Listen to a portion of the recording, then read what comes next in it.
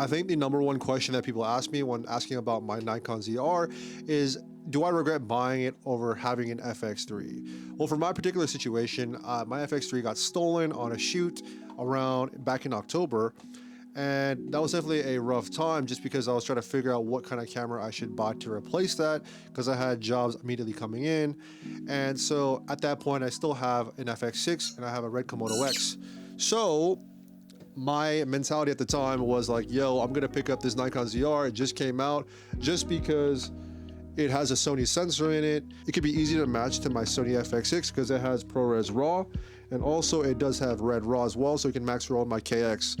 So that was my mentality going in. Has it been an easy transition? Honestly, no, it has not.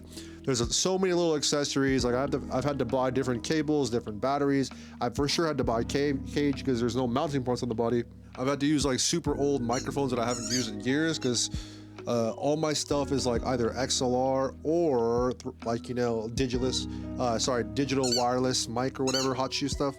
So definitely a lot of hoops that I had to jump through. But yeah, so many people that I work with and also people on YouTube and TikTok are always asking me if I regret buying this camera. And the simple answer is it's kind of complicated, but in reality, it's probably no. I don't regret buying this camera just because it's a camera, dude. Like it shoots images and shoots video and it looks really, really nice.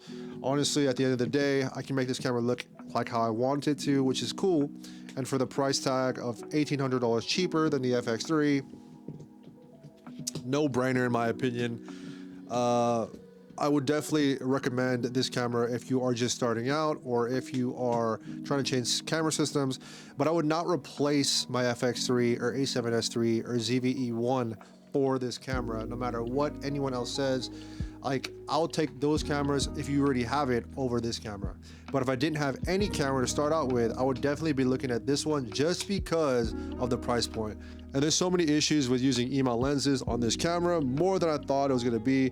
Like for instance, you still got the image shift that I talked about in a previous video, but you also have like some kind of banding issues now, particularly when you're shooting wide open on my G Master glass.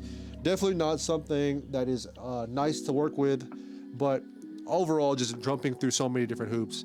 So since I've had that E-mount issue, I've opted to use my cinema glass or my vintage lenses, and I've brought this onto 3 jobs. Thank goodness it's almost paid itself off already. But like, since there is no focus peaking with, you know, R3D RAW, it kind of defeats the purpose of having this nice ass screen, which I love so much.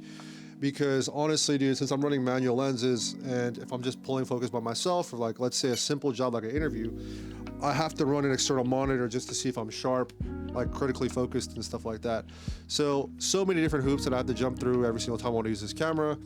And that's not always ideal. Yeah, if there's anything that I missed in this video, definitely let me know down below, because I feel like a lot of people are in similar situations where they want something new and they want to sell their FX3 to get this camera or jump ship from Sony or whatever it may be.